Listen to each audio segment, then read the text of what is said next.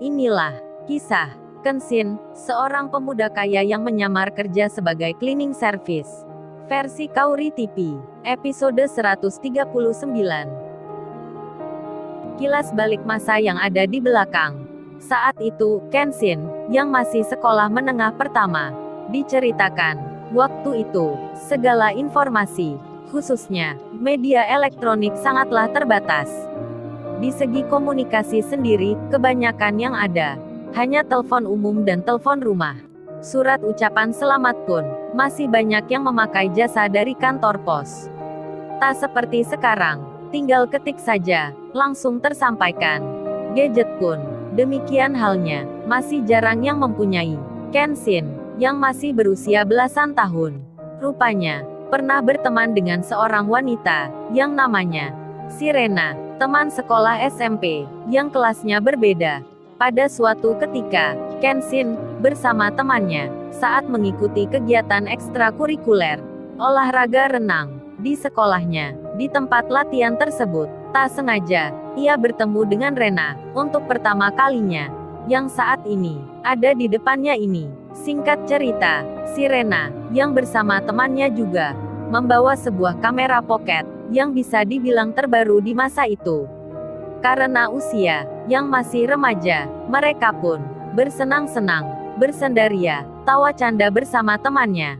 Di sela itu, ia pun memotret sana-sini, termasuk di antara mereka sendiri. Jadinya, kamera pocket itu berganti-ganti tangan yang memegangnya, hingga saat mereka akan foto bersama di pinggir kolam renang. Kenshin, yang selepas dari ruang kamar ganti, ia berencana untuk kembali ke sekolah lagi. Bertepatan itu pula, waktu ia berjalan. Saat berada tepat di belakangnya Rena, yang lagi berdiri, bersiap akan memotret teman-temannya itu. Tiba-tiba, Kenshin terpeleset, terjatuh oleh jalan yang licin. Tubuhnya pun tak seimbang, hingga arah jatuhnya mengena pada wanita yang lagi bersiap akan memotret temannya. Jadinya, wanita itu pun terdorong oleh Kenshin.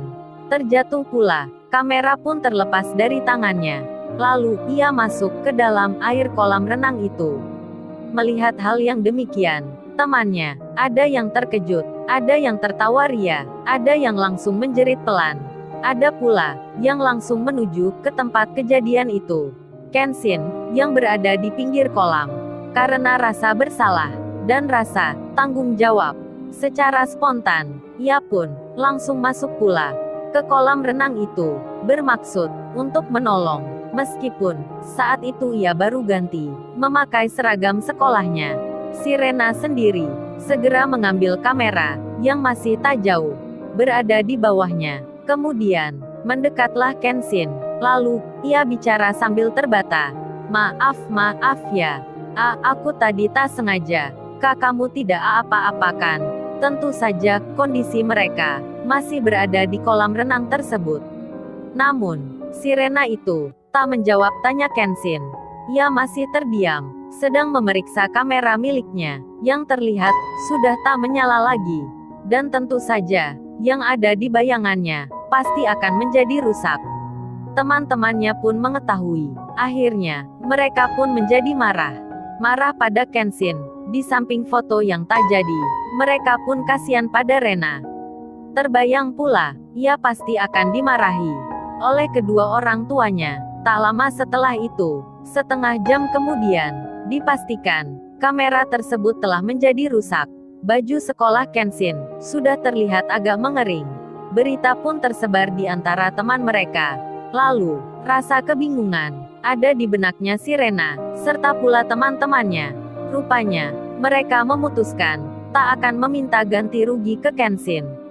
Karena mereka tahu sendiri, Kenshin juga anak sekolah, belum bekerja pula, dan lagian, itu pun tadi, juga tak disengaja.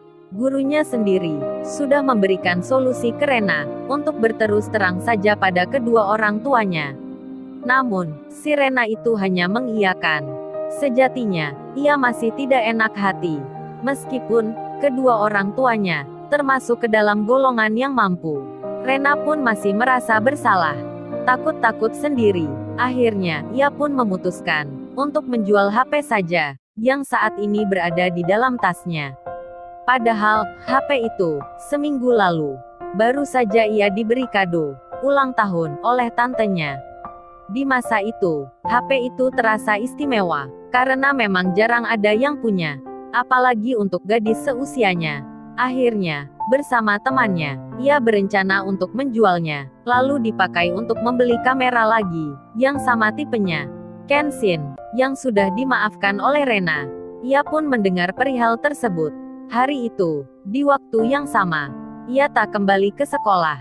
Kenshin, diam-diam, dari belakang, mengikuti Rena dan temannya. Mereka terlihat menuju ke sebuah toko yang kebetulan tak jauh dari tempat kolam renang itu.